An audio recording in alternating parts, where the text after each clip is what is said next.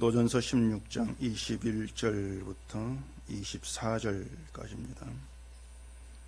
나 바울은 친필로 너희에게 문안하노니 만일 누구든지 주를 사랑하지 아니하면 저주를 받을지어다. 우리 주여 오시옵소서. 주 예수 그리스도의 은혜가 너희와 함께하고 나의 사랑이 그리스도 예수 안에서 너희 무리와 함께할지어다. 아멘. 기도하겠습니다. 하나님이 저주를 얘기하고 있는 사도 바울의 그 심정이 어떤 것인가를 오늘 말씀을 통해서 깨달아 알게 하시옵시고, 저주가 있는 그 자리에서 무엇이 나오는가를 깨닫게 하셔서 저주로 말미암아 주어진 하나님의 은혜와 사랑에 깊은 감사가 있는 이 시간 되게 해주시옵소서. 예수님 이름으로 기도합니다. 아멘. 고린도전서 마지막 시간입니다. 사도 바울이 고린도 교회에 쓴 이 편지를 저주와 함께 은혜와 사랑을 얘기하는 것으로 끝내고 있습니다. 만약에 바울이 주를 사랑하지 않은 자는 저주를 받을지어다, 이 말로 편지를 끝냈다면은 저주받지 않으려고는 주를 사랑해라, 어떤 이런 경고성의 말을 남기는 것으로 편지를 마무리한 것처럼 그렇게 보여질 수가 있습니다. 그런데 그 뒤에 우리 주여 오시옵소서 이런 말을 붙이고 있고, 또 다시 이어서 그리스도의 은혜가 너희와 함께하고 또 나의 사랑이 너희 무리와 함께할지어다, 이러한 말로 맞춰진다는 것을 염두에 두고 이 저주에 대한 이야기가 어떤 것인가를 생각할 수 있어야 합니다. 다시 말해서 저주를 받을지어다, 이 말을 바울이 왜 하고 있는지는 은혜가 함께하고 또 사랑이 함께한다, 이 말까지 함께 해석을 해야 비로소 바울의 그 심정을 알게 되어지는 것입니다. 사실 우리는 은혜가 함께한다, 이런 말에 대해서 깊은 생각을 하지를 않습니다. 성경에 은혜가 함께하고 이런 말이 한두 번 나오겠습니까? 많이 나오고 있는데 그런 내용들을 우리는 깊이 생각지 않고 그냥 읽고 지나가는 경우가 대부분입니다. 너무 많이 들은 말이기도 하고 또 뻔한 뜻이다, 이 생각이 우리에게 좀 박혀 있는 것이죠. 제가 항상 드리는 얘기지만은 성경에 뻔한 내용이라고 하는 것 없습니다. 단 한 줄도 뻔한 내용, 이건 있지를 않습니다. 이 성경에 등장한 내용들 하나하나, 단어 하나하나가 우리가 정말 조심스럽게 깊이 생각하면서 접근해야 될 말씀들이라는 것, 이걸 여러분이 늘 생각을 하고 있어야 합니다. 물론 이 점은 이제 성경을 해석하고 설교를 해야 되는 목사가 늘 염두에 두고 있어야 되는 그런 생각이겠지만은, 여러분에게도 필요한 것은요, 내가 많이 들은 내용이라고 해서 잘 아는 것처럼 받아들이지를 않아야 한다는 겁니다. 이건 정말 여러분에게 깊이 필요한 그런 내용입니다. 적어도 성경에는 우리가 정말 잘 안다고 말할 수 있는 그런 건 아무것도 없어요. 예수님도 그렇고 십자가도 그렇고 하나님도 그렇고 성령도 그렇고 우리가 잘 안다고 할 수 있는 것은 없습니다. 왜냐하면 이 모든 것들이 우리 영역도 아니고요, 우리가 안다고 할 수 있는 부분들도 아닌 겁니다. 우리와 동떨어진, 우리가 전혀 알지 못한 세계를 얘기하고 있는 것이 성경이고요, 예수님도 하나님도 이 세상에 존재하셔가지고 우리가 함께 살아가면서 알게 된 분들이 아니고 하늘에 계신 분들이에요. 예수님도 하늘에 계셨다고 오신 분이기 때문에 세상은 알지를 못합니다. 그래서 예수 그려 마치 잘 아는 것처럼 하지 마시라는 얘기입니다. 정말 생소한 분, 알지 못하는 분, 그런 생각으로 우리가 모든 성경을 대할 수 있어야 되는 것이에요. 그래서 은혜가 너희와 함께하고 이 말도 그냥 넘기지 마시고요. 이게 어떤 의미의 말인가, 다시 말하자면 정말 조심스럽게 접근을 해야 돼요. 근데 우리는 이런 말들을 그냥 막연하게 좋은 말, 이런 느낌으로 받아들이는 겁니다. 저주를 받을지어다 이 말보다는 은혜가 함께하고 이 말이 더 듣기 좋네, 그런 생각으로 들은 경우가 많이 있죠. 그런 것들이 뭐냐면 그만큼 우리가 이 성경을 생각지를 아니한다는 겁니다. 우리에게 있는 기존의 상식과 지식과 우리의 느낌과 우리의 기분, 그런 것들로만 성경을 접근했다, 이러한 뜻이 되는 것이죠. 자, 바울이 누구든지 주를 사랑하지 아니하면 저주를 받을지어다, 이렇게 얘기를 했습니다. 주를 사랑하지 않으면 누구든 저주를 받을 줄 알라는 겁니다. 그러면은 저주받는다, 이 문제는 우리가 주만 사랑하면은 깔끔하게 해결됩니다. 주만 사랑하면은 저주와 우리는 상관이 없는 그런 자가 되는 겁니다. 근데 이제 말씀드린 것처럼 저주와 상관이 없는 자가 되려면 주를 사랑해야 되는데, 근데 우리가 어떤 결심을 하건 각오를 하건 어떤 방식으로든 우린 주를 사랑치를 못합니다. 그건 분명한 사실입니다. 어떤 인간도 주를 사랑할 수는 없는 것입니다. 인간이 주를 사랑할 수 없는 결정적인 이유가 뭐냐면은 자기를 사랑하는 것이 인간이기 때문에 그렇습니다. 우린 나를 사랑합니다. 이 사랑이라고 하는 게 둘로 나눠질 수 있는 것이 아니에요. 나도 사랑하고 주도 사랑하고 이렇게 둘로 나눠진 사랑은 없습니다. 주를 사랑한다는 것은 주 대신 예수님에게만 모든 존귀와 가치와 영광을 둔다, 그 뜻입니다. 예수님께만 모든 가치, 존귀, 영광을 두는 게 주를 사랑하는 겁니다.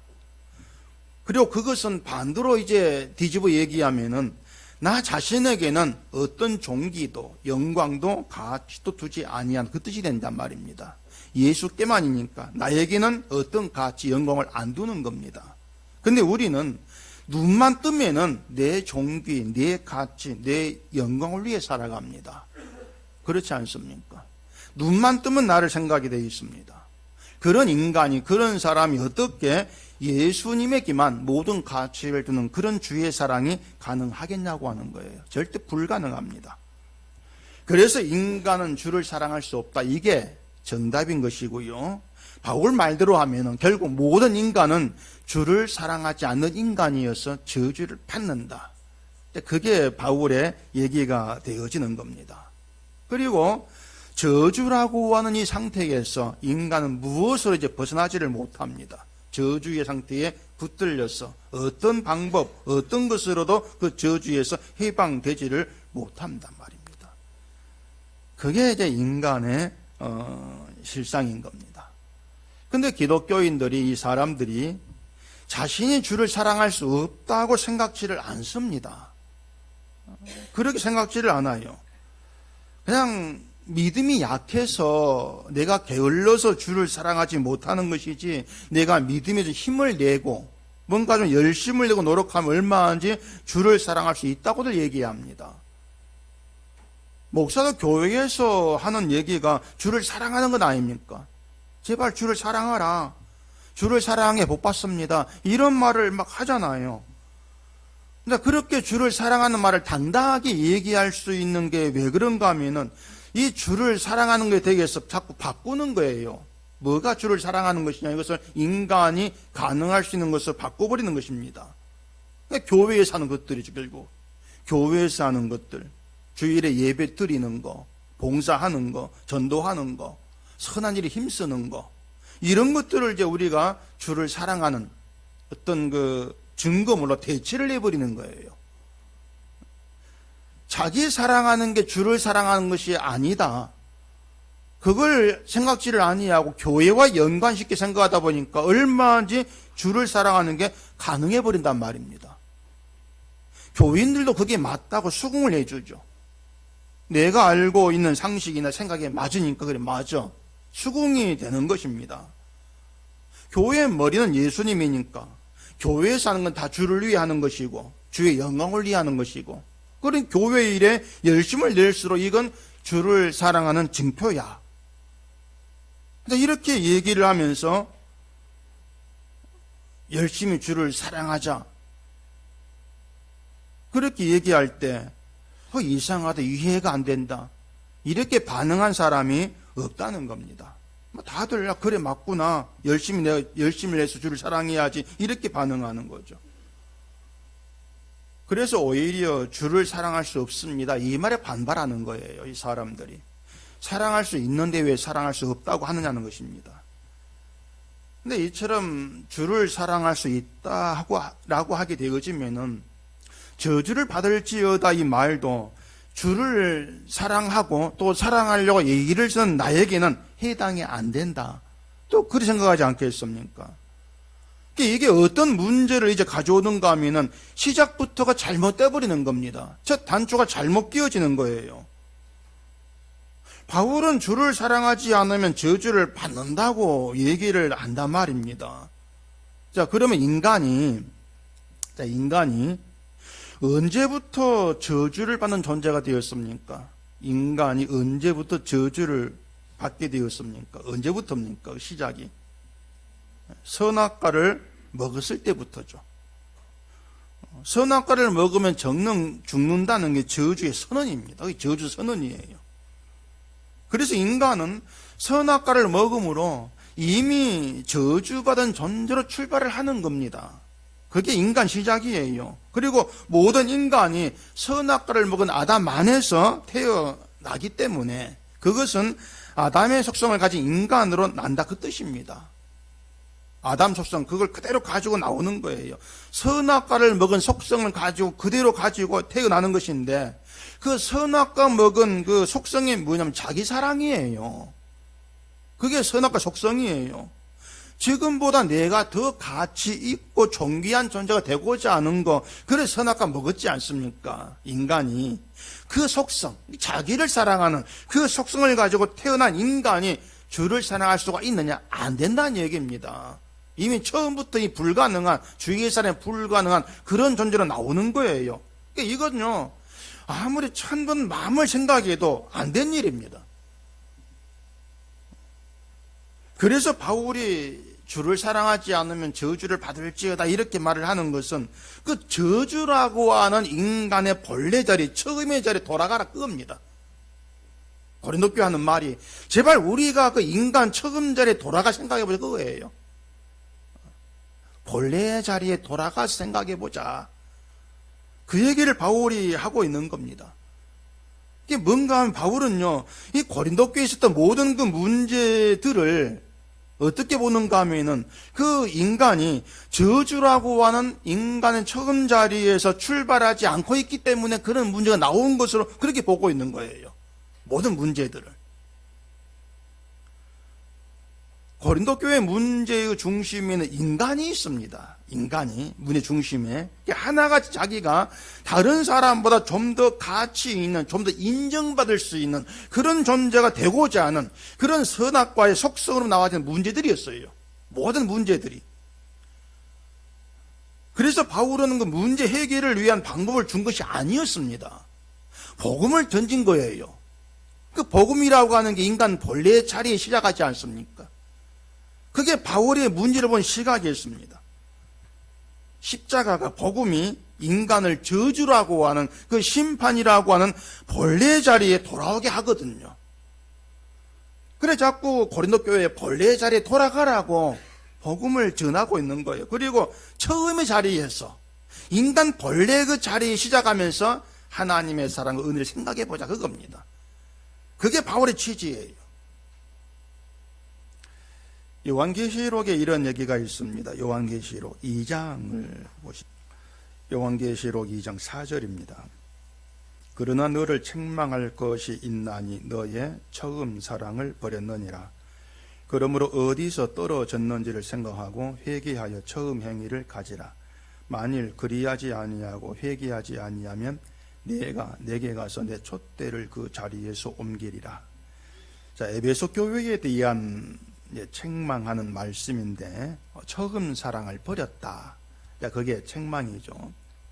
그리고 회개하여 처음 행위를 가지라. 자, 그렇게 말씀을 합니다. 여기서 말한 처음 사랑, 처음 행위를 대개들 교회를 처음 나왔을 때 열심, 그걸로 이해하는 경우가 좀 많이 있습니다. 첫 열심이라는 거죠. 교회 처음 나와서. 이게 말이 안 되는 게, 교회를 처음 나왔을 때보다 나중에 더 열심을 내는 사람들도 많이 있습니다. 처음 나왔을 때보다 나중에. 그러니까 모든 사람이 교회를 처음 나왔을 때, 예수를 처음 믿게 되었을 때에 열심을 냈다가 세월이 지나면서 열심히 식어지는 그게 아니에요. 사람마다 경우가 다르지 않습니까? 인간의 열심이라고 하는 건 다양하게 드러나면 사람마다 다양하게 나와요. 그래서 이 처음 사랑이나 처음 행위라고 하는 것은 우리가 생각하고 있는 교회의 열심, 그걸 얘기하고 있는 것이 아니에요. 자, 처음 사랑을 버렸다고 하고 회개하여 처음 행위를 가지라 그럽니다. 처음 사랑을 버렸다. 그러면은 버려버린 처음 사랑을 가지라. 이렇게 얘기하는 게 좀 문맥상으로 맞지 않습니까? 이 처음 사랑을 버렸으니까 버린 처음 사랑을 가져야 되죠. 근데 처음 사랑을 버렸다고 하고 다시 뒤에는 처음 행위를 가지라. 이렇게 얘기하고 있는 것은 처음 사랑하고 처음 행위하고 동일하다 그 뜻입니다. 같다는 거예요. 처음 사랑에서 그 처음 행위가 나온다는 겁니다. 이건 이해가 안 되시면 그냥 넘어가시고, 그 처음 사랑이라는 게 중요하니까 처음 사랑이라는 것이 뭔가 보십시다. 처음 사랑이라고 하는 것은요, 처음 사랑 말고 또 나중에 다른 사랑이 있다, 이것이 아니고 하나님이 처음에 준 사랑, 그것뿐이라는 거예요. 사랑은 처음에 준 사랑, 그것뿐이다. 처음에 준 처음 사랑, 그것만이 하나님의 진짜 사랑이다, 그 뜻이 된단 말입니다. 근데 그 처음 사랑을 버렸다는 것은 왜 버릴까요? 처음 사랑을 왜 버릴까요? 사랑인데.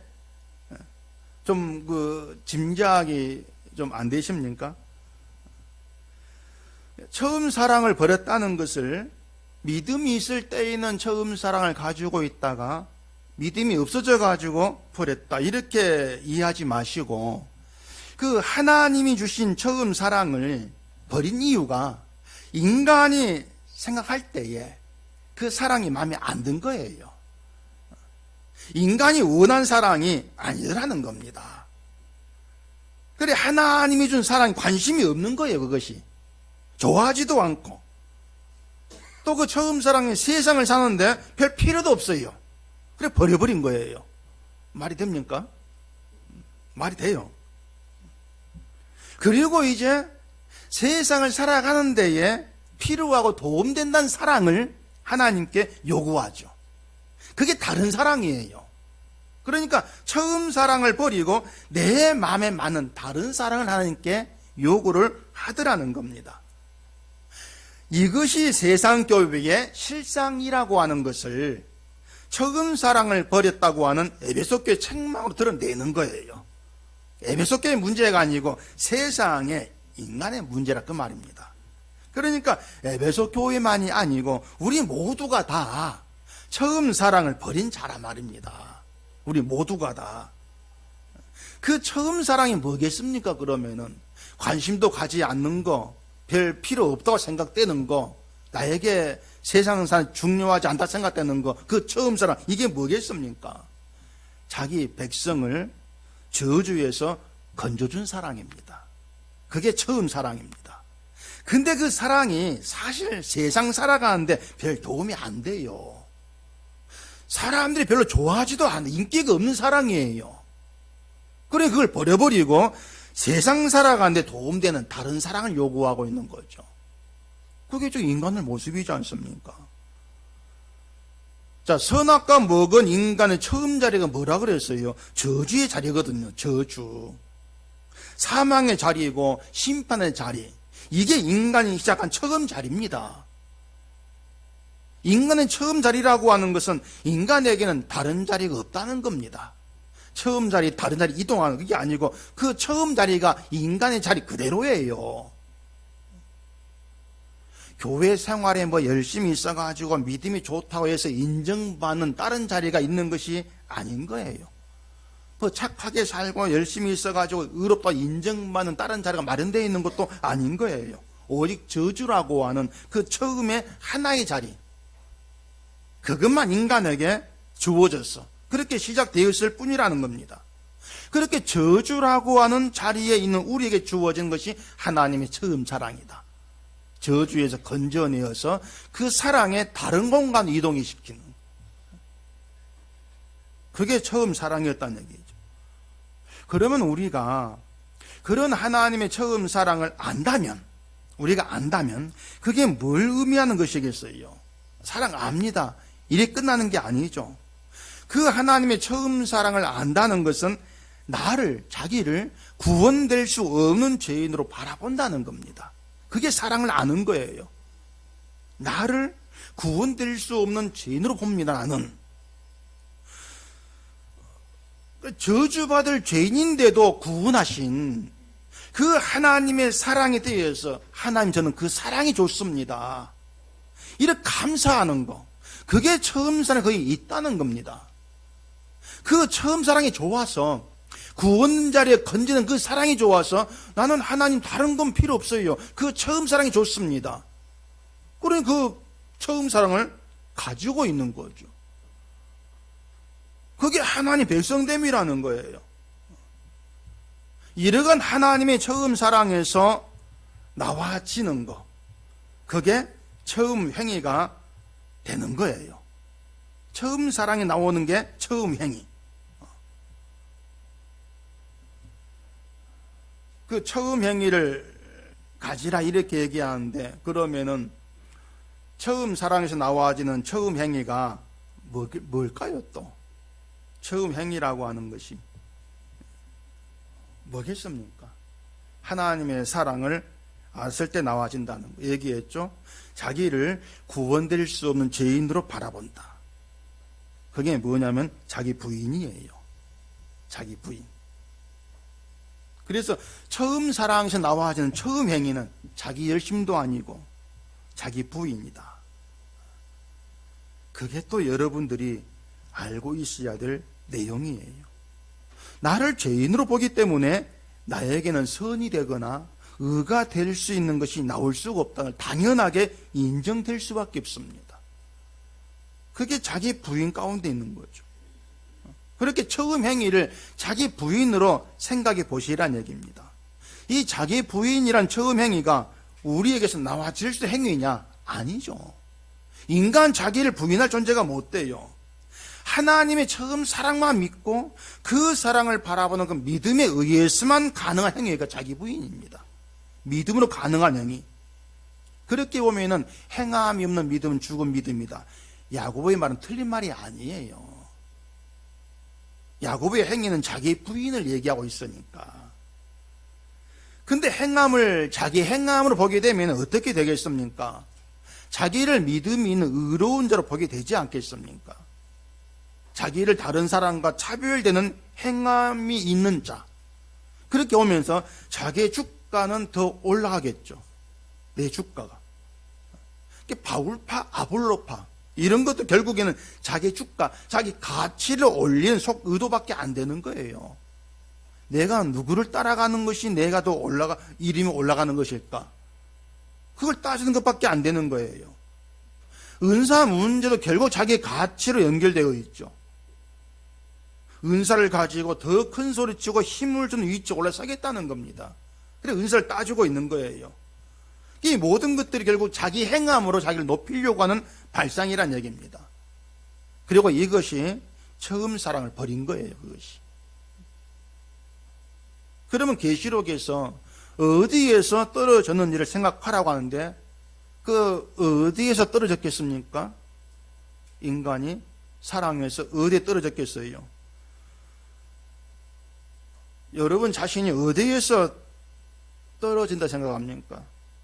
선악과 먹은 아담은 어디에 떨어졌겠습니까? 어디에서? 어려운 답인데 자기 사랑입니다. 자기 사랑에서 떨어진 거예요. 모든 인간이. 자기 사랑의 문제에서. 매일같이 자기 사랑이라고 하는 깊고 어두운 낭떠러지로 떨어지면서도 비면 숫자 없습니다. 왜 없겠습니까? 내가 내 사랑으로 인해서 깊은 어둠 속 저주 속으로 떨어지는 걸 감지를 못합니다. 그걸 알지를 못해요. 비명이 없죠. 이게 소위 예수를 믿는다고 하는 우리의 현실들입니다. 내가 나의 사랑으로 인해서 깊은 어둠으로 떨어진 존재라고 하는 이 존재라는 거, 여기에 대한 인식 없이 말하는 사랑은 다 거짓말입니다. 다 가짜일 수밖에 없는 거예요. 그건 하나님의 처음 사랑이 아니라는 겁니다. 그저 우리에게 고정되어 있는 자기 생각과 자기 상식과 지식에 의해서 말이 나오는 사랑, 그 수준에 지나지를 않는 것이죠. 그래서 사랑을 얘기하면서도 자기 부인이 없는 거예요. 처음 사랑이 아니니까. 그래 바울은 지금요 고린도 교회를 향해서 그 하나님의 처음 사랑을 펼쳐보게 하고 싶은 거예요. 그게 바울의 마음이에요. 자기 사랑 말고 그 하나님의 처음 사랑, 저주에 있는 너희를 건져주신, 구원하신 그 하나님의 처음 사랑을 보라. 그 사랑을 펼치고 있는 것입니다. 고린도 교회가 어디에 떨어졌는가 이걸 바로 알기 때문에 저주를 받을지어다 그 말을 하고 있는 거예요. 주를 사랑하지 않는, 자기만 사랑하는, 그래서 저주를 받는다는 거, 빠져나올 수 있는 현실, 그걸 바울이 바라보고 있기 때문에 그 현실을 살면서도 그걸 알지 못하는 고린도 교회가 바울에게는 답답하기도 하고 안타깝기도 하겠죠. 그래서 저주를 받을지어다 이렇게 말하면서 사랑을 펼치는 겁니다. 저주에 하나님의 사랑이 드러나는 거예요. 저주에서. 그래서 바울에게 저주의 말은 사랑입니다. 사랑. 이 참 이상하죠. 그게 고린도전서의 결론이에요. 바울의 결론이에요. 사랑을 펼치게 되어지면은 예수 그리스도 외에 은혜로 산다는 새로운 현실이 다 드러납니다. 그래서 예수님의 은혜는 인간의 본래의 자리인 저주에서 해석을 해야 돼요. 그래야 은혜가 바르게 해석이 돼야 돼요. 해석이 되는 것이고 은혜가 은혜답게 드러나게 된단 말입니다. 그렇게 오면은 기독교인데 은혜를 정말 자기 입맛대로 얘기해 버리죠. 아무 생각도 없고 그냥 기분 내키는 대로 내 마음에 드는 게 있으면은 그냥 무작정 은혜 갖다 붙입니다. 은혜 받았습니다. 근데 바울이 말하는 주 예수 그리스도의 은혜는요, 저주의 자리에서 생각해야 한다. 저주에서 드러나는 은혜다. 이게 늘 있어야 합니다. 은혜의 가치, 은혜의 존귀함이라고 하는 것은요, 저주받은 자라는 그 우리의 시각에서 봐야 분명하고 확실하게 드러나요. 저주를 받아야 되는데 내가 심판을 받아야 되는데 주의 은혜가 그 저주에서 건져냈다는 겁니다. 깊은 어둠에 떨어지면서 모르고 있는 우리를 그 은혜의 손이 붙들어서 끄집어 올렸다는 겁니다. 그게 은혜의 가치고 은혜의 존귀함이에요. 그렇기 때문에 교회가 예수를 말하고 십자가를 매개하면서 저주를 얘기하지 않고 죄를 얘기하지 않고 있는 게 뭔가 수상합니다. 정말 수상한 거예요. 이것만 수상하다고 할 것도 없이 저주를 말하지 않고 저주를 지어버린 예수, 죄를 지어버린 예수는 그냥 모방입니다. 십자가를 모방하는 것이고 예수를 모방하는 그런 종교에 지나지를 않습니다. 로마서 5장을 또 한번 보십시다. 로마서 5장 20절. 율법이 들어온 것은 범죄를 더하게 하려 함이라. 그러나 죄가 더한 곳에 은혜가 더욱 넘쳤나니 이는 죄가 사망 안에서 왕노릇한 것 같이 은혜도 또한 의로 말미암아 왕노릇하여 우리 주 예수 그리스도로 말미암아 영생에 이르게 하려 함이라. 자, 죄가 더한 곳에 은혜가 넘쳤다 이렇게 얘기하는데, 죄가 더한다는 것은요, 죄목이 뭐 많이 늘어간다 그런 뜻이 아닙니다. 세상 죄에는 죄목이라는 게 있죠. 뭐 살인죄, 절도죄, 사기죄, 죄목이라는 게 있습니다. 그래서 한 사람이 살인을 하고 또 절도를 하고 또 사기를 쳤다면 죄목이 3가지로 늘어나고 형량도 더 많이 늘어나죠. 성경도 보면 죄목이 나와요. 십계명에 오면 제목이 나오죠. 나 외에 다른 신을 두지 말라 하면은 다른 신을 둔 죄, 뭐 그렇게 제목을 정할 수 있는 것이고, 우상 섬기지 말라 했으면 우상 섬긴 죄, 이렇게 제목을 정할 수 있죠. 또 안식일 범한 죄, 또 뒤에 살인문이 나오니 살인죄, 뭐 도둑질죄, 부모 공경 안 한 죄, 나름 제목이 있다고도 할 수가 있습니다. 그러면은 우상을 섬겼는데 살인을 안 했습니다. 그럼 제목이 하나죠. 근데 거기에 살인까지 했어요. 그럼 제목이 둘로 추가가 돼서 죄가 더해진 것이냐? 그렇게 보지 마시란 얘기입니다. 그런 문제가 아닌 거예요. 그러면은 우상 섬긴 죄만 지은 사람이 있고, 우상 섬김에다가 살인까지 더한 죄인이 있습니다. 둘 중에 누가 더 은혜를 많이 받는가? 죄를 더 많이 지은 우상에다가 살인죄가 있는 이쪽 사람이 은혜를 더 많이 받는가? 그런 것도 아니란 얘기예요. 그러니까 죄를 더한다는 것은 제목을 만들어가지고 제목이 많이 늘어간다, 그 뜻이 아니에요. 오늘 본문에 저주를 받아야 될 제목이 있지 않습니까? 그 제목이 뭡니까? 주를 사랑하지 않는데 그것 하나면 충분합니다. 바꾸어 말하면은 무슨 죄라겠습니까? 자기를 사랑한 죄. 자기를 사랑하는 여기에 다른 신을 둔 죄, 우상 섬긴 죄, 뭐 절도죄, 죄라는 죄가 다 들어가요. 자기 사랑이라고 하는 것에. 이게 모든 죄가 자기로부터 출발을 해요. 자기 사랑으로부터. 그러니까 죄의 중심에는 나라고 하는 존재가 살아있다는 얘기입니다. 때문에 죄를 알게 되어지면 제목이 몇 개다 이렇게 따질 것이, 아, 저주 받아야 되네, 그런 결론을 갈 수밖에 없어요. 그게 자기는 결론이에요. 죄를 알게 되어지면은 무슨 죄를 지었고 무슨 죄를 지었고 따질 필요 없이, 아, 저주를 받아야 되구나, 내가 저주받은 자구나, 그런 결론에 도달되는 거예요. 근데 사람들은 주를 사랑하지 아니한다는 거, 자기를 사랑한다는 거, 이것이 저주를 받고 심판을 받아야 될 죄라는 것에 받아들일 마음 자세가 안 돼 있다는 얘기입니다. 그걸 죄로 안 보는 거예요. 오히려 내가 신앙생활 얼마나 잘하고 있는데요, 내가 죄를 짓지 않고 얼마나 착하게 사는데요, 그렇게 자기를 저주받을 죄인이 아니라는 인식으로 똘똘 뭉쳐 있습니다.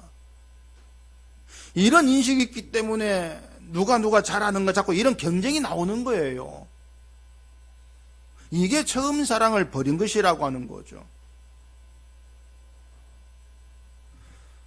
자, 저주에서 우리가 정말로 은혜라고 얘기할 수 있는 것이 뭔가 하는 걸 생각해 보세요. 저주의 자리에서. 저주의 자리에 은혜라고 생각할 수 있는 하나밖에 없죠. 죄가 용서되는 거 아닙니까? 죄가 용서되어서 거룩한 자로 하나님의 아들로 되어서 영원한 생명의 날에 속한다. 이것보다 더 나은 죄는, 은혜는 없습니다. 그게 최고의 은혜거든요. 그게 주 예수 그리스도 은혜예요. 근데 바울은 바로 그 은혜가 너희와 함께한다, 그 말을 하고 있는 겁니다. 그 은혜가 너희와 함께한다. 바울이 말한 너희, 그 너희가 누군가를 생각해 보세요. 고린도 교회인데 그냥 고린도 교회가 아니거든요. 온갖 문제가 있는 교회. 한마디로 말하면 주를 사랑하지 않아서 자기만 사랑한 존재로 저주받을 자예요. 그게 너희예요, 바울이 말한. 그런 너희에게 그 저주받을 자리에서 건져준 주의 은혜가 함께한다. 그게 바울이 얘기하고 있는 거예요. 그래서 저주의 자리에서 주의 은혜가 너희와 같은 자들에게 함께한다는 것, 그것으로 하나님의 사랑과 축복을 알고 감사하고 좀 감격해라는 거예요. 그 사랑을 보란 얘기죠. 이게 저주를 말한 바울의 의도이기 때문에 은혜라고 하는 건 반드시 저주와 함께 등장한다. 반드시. 갈라디아 3장 10절에 이런 얘기가 있습니다. 물은 율법 행위에 속한 자들은 저주 아래에 있나니 기록된 바 누구든지 율법책에 기록된 대로 모든 일을 항상 행하지 아니한 자는 저주 아래에 있는 자라 하였습니다. 그런 말이 있어요. 기독교인들이요, 신앙생활을 잘해야 되고 또 뭐 착하게 살아야 되고 이런 거에 대한 미련을 버리지 못하는 것이 참 많습니다. 그래서 죄도 짓지 않아야 되고 또 세상이 칭찬할 수 있는 그런 일도만 해야 돼, 이런 생각들을 가지고 살아가죠. 근데 그 모든 것이 율법의 행위에 속한 것이에요. 그 모든 것들이. 근데 바울은 그 행위에 속한 자에게 뭐라 합니까? 저주 아래 있다고 하지 않습니까? 성경에 툭 하면 저주받는, 저주 아래 있다, 이런 말을 많이 하고 있습니다. 그만큼 인간이 항상 저주로 향하는 길로만 가려고 예의를 쓴다는 거예요. 자기 행위로 좀 더 선한 사람이 되고 싶고 신앙 좋은 사람으로 인정받고 싶다는 거, 그 자기 사랑 가운데 저주로 달려가고 있다. 그게 인간 현실이란 말입니다. 그래서 바울은 그렇게 율법의 행위로, 자기 행위로 뭔가 이루고 싶거들랑 율법책 기록된 대로 다 해라, 그 말이에요. 근데 그렇게 못하면 저주 아래 있는 거야, 너희는. 그 선언인 것이죠. 그래서 인간은 자기 행위로 의롭게 될 수가 없다, 그렇게 얘기하는 것입니다. 또 갈라디아 3장 13절에 이렇게 얘기하고 있어요. 그리스도께서 우리를 위하여 저주를 받은 바 되사 율법의 저주에서 우리를 속량하셨으니 기록된 바 나무에 달린 자마다 저주 아래에 있는 자 하였습니다. 그리스도께서 우리를 위해서, 저주받은 우리를 위해서 대신 저주를 받으셨다, 그 얘기죠. 그게 그리스도의 은혜라는 겁니다. 우리를 위해서 저주받으신 그 은혜로 감격하고 감사하게 되려면 우리가 받아야 될 저주의 자리로 나오라는 거예요. 여러분, 예수님의 십자가 사건이 저주에 있는 자에게, 인간에게 얼마나 크고 대단한 축복인가 하는 것을 우리가 좀 깊이 생각을 하셔야 돼요. 하나님의 심판의 자리에서, 그 지옥이라고 하는 그 자리에서 좀 십자가 사건을 들여다보자는 얘기입니다. 그래야 예수님 십자가 은혜가 얼마나 귀하고 좋은가를 알 수가 있거든요. 여러분, 천국이라고 하는 게 정말 좋다는 거 언제 실감할 수 있겠습니까? 천국이 정말 좋구나, 언제 실감이 되겠어요? 실감하지 못 해봤잖아요. 지옥 갔을 때 실감이 돼요. 지옥 갔을 때. 당연한 얘기죠. 예수님의 십자가 피로 그 용서받았다는 게 정말 좋다는 것은 죄가 용서되지 못한 자로 지옥 갔을 때, 죄 있는 자로 지옥 갔을 때, 그때 용서가 이렇게 좋은 거구나, 그때 실감이 될 거예요. 그것을 나중 정말 지옥 가가지고 실감하지 말고 부자처럼 지금 저주를 받으리라, 이 말씀으로 우리의 처지를 생각하고 알아가면서 좀 실감을 하라는 것입니다. 천국이 얼마나 좋은지, 그 천국을 예수의 피로 용서되어 들어간다 하니까 그 주의 피로 용서받았다는 게 얼마나 좋은지, 그걸 실감하라는 거예요. 우리가 교회로 모이면서 그걸 생각을 해야 되고요. 교회로 모이면서 경험해야 될 것이 바로 예수님의 용서가 축복으로 다가온다, 기쁨으로 다가온다, 그걸 경험해 가자는 얘기입니다. 그것 때문에 교회를 모이자, 그 얘기예요. 예수의 피로 죄가 용서된 신자에게는 저주가 없습니다. 심판도 없고요, 재앙도 없습니다. 용서되었다는 것이 모든 게 하나님의 축복 안에 살아간다, 그 뜻입니다. 모든 게 하나님의 축복이라는 겁니다. 비록 이 땅에 살아갈 때에 우리가 사는 게 힘들고 어려운 것이 있다 할지라도 우리가 어떻게 살아가는가 아무 상관이 없이 예수 안에 부름받았다. 그 사실 하나 가지고 축복 안에 살고 있다. 이렇게 답이 내려지고 있는 겁니다. 그래서 하나님의 축복 안에 살고 있는데 세상 삶이 힘들다는 걸 이상하게 생각하지 마세요. 우리가 힘든 것을 비교도 안 될 정도로 사도는 힘들게 살았습니다. 우리 계산으로는 복음을 전한 사도는 좀 잘 살아야 되는데 하나님은 사도 바울의 인생을 정말 힘들고 어려운 길로 하게 하셨어요. 축복 안에 있는 사도를. 몸에 병이 있게 해가지고 바울이 견디다 못해 3번씩이나 기도했지 않습니까? 기도를 들은 하나님 뭘 하겠습니까? 그래 고쳐줄게. 그런 사랑을 인간이 원하는데 그건 아니라겠어요. 내 은혜가 내게 족하다 까불지 마. 입 다물어. 아닙니까? 입 다물어. 하나님이 좀 너무 하시네 그 생각이 안 드십니까? 사도인데 그래도 나는 내가 사도인데. 우리가 바울 입장이라면 그런 생각이 있을 수가 있는 거예요. 은혜가 족합니다. 그렇다 할지라도 좀 더 넘치는 은혜를 주면 안 됩니까? 어떤 이런 생각도 할 수가 있는 거죠. 은혜가 족한 건 알겠는데 병 고침만 은혜 좀 더 물어주면 안 됩니까? 하는 그런 생각도 있단 말입니다. 이런 것들이 은혜에 대한 우리의 잘못된 생각들이죠. 말씀드린 것처럼 은혜를 내 중심에 잡고 알아가려고 한다는, 보려고 하는 그것밖에 안 되는 거예요. 죄 용서된 것도 은혜고 구원받는 것도 은혜고 건강한 것도 은혜고 병 고침 받는 것도 은혜고 다 은혜로 싸잡아가지고 그런 은혜가 나에게 막 차고 넘치길 바라는 거, 그런 마음이 있지 않습니까? 근데 하나님은 그렇게 우리를 은혜로 이끌어가지를 않습니다. 하나님께는 오직 하나의 은혜로 우리를 대하고 계실 뿐이에요.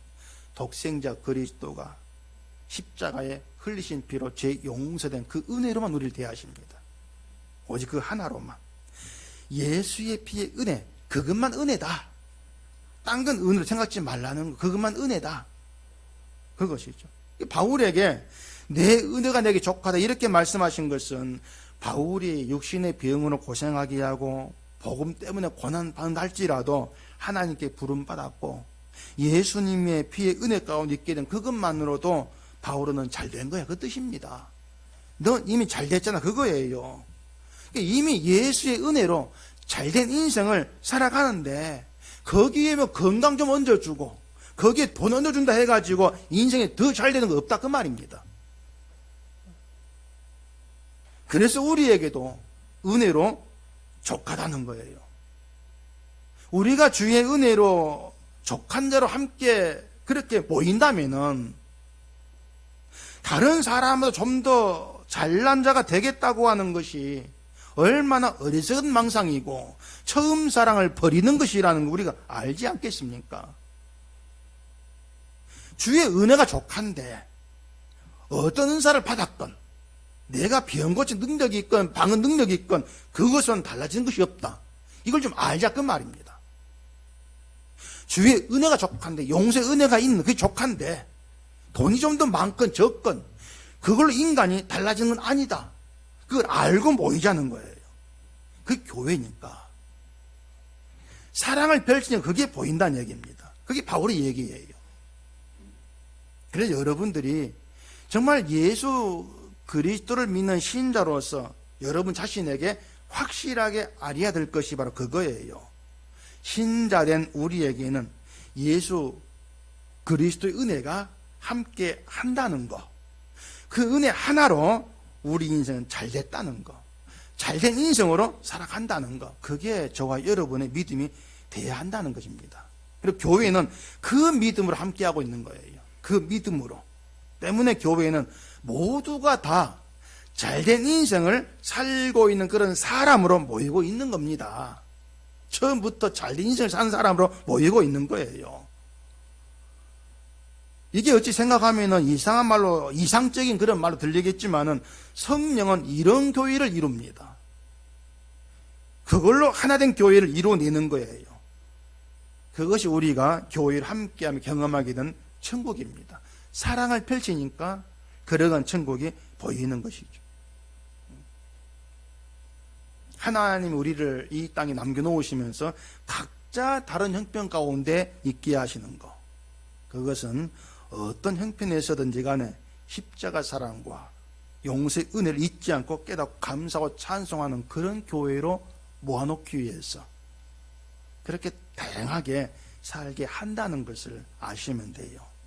힘들면 힘든 일 속에서, 때로 편하면 편한 형편에서 예수의 은혜의 귀한 가치를 깨달아 알게 하시는 것, 그게 하나님의 사랑인 것입니다. 그래서 24절에 나의 사랑이 그리스도 예수 안에서 너희 무리와 함께할지어다, 이렇게 바울이 얘기하지 않습니까? 예수 안에서 함께 한다는 거, 이것은 예수님의 용서의 은혜가 아니면 바울 자신도 저주받을 인간일 뿐이다. 그 가운데 너희와 함께하고 있어. 나도 저주받은 자, 그렇게 함께한다, 이걸 얘기하고 있는 거예요. 그러니까 그런 관계로 함께한다면 누구도 뭐 잘났다고 자기를 내세울 거리가 없습니다, 사실은요. 그래서 우리를 저주에 붙들어 놓는 모든 죄가 예수의 피의 용서로 다 해소가 되었다, 이걸 생각하시란 얘기입니다. 그 기쁨과 감사와 평강, 이것은 우리가 본래 인간의 자리인 저주로 나오지 않으면 알 수가 없다는 것. 그렇게 은혜를 알고 감사하는 그들이 예수님의 오심을 간절히 사모하지 않겠냐 그 말입니다. 은혜를 아는 자들이. 이제 22절 같이 읽고 고린도서를 마치겠습니다. 같이 읽읍시다. 만일 누구든지 주를 사랑하지 아니하면 저주를 받을지어다. 우리 주여 오시옵소서. 그래, 여러분의 심령에 이런 주 예수 그리스도의 은혜의 축복이 기쁨과 감사로 늘 채워지기를 바랍니다. 기도하겠습니다. 아버지 하나님, 고린도 교회를 향한 바울의 편지를 처음부터 끝까지 읽으면서 십자가를 우리가 배우고 알아왔습니다. 오늘 이 시간에 바울이 펼쳐놓는 하나님의 사랑의 세계로 깊이 들어가게 하시옵시고, 저주의 자리에 주어진 예수 그리스도의 은혜가 얼마나 존귀하고 얼마나 영광스러운가를 깊이 알아가면서 감사와 기쁨이 있는 저희가 되게 하시옵소서. 우리가 교회로 모일 때마다 오직 그 사랑 속에서 주의 은혜만 높이는 그런 관계로 모이게 하셔서 이 교회가 진심으로 하나님의 사랑만으로 함께하는 천국의 그런 경험이 있도록 성령께서 우리를 다스려 주시옵소서. 예수님 이름으로 기도합니다. 아멘.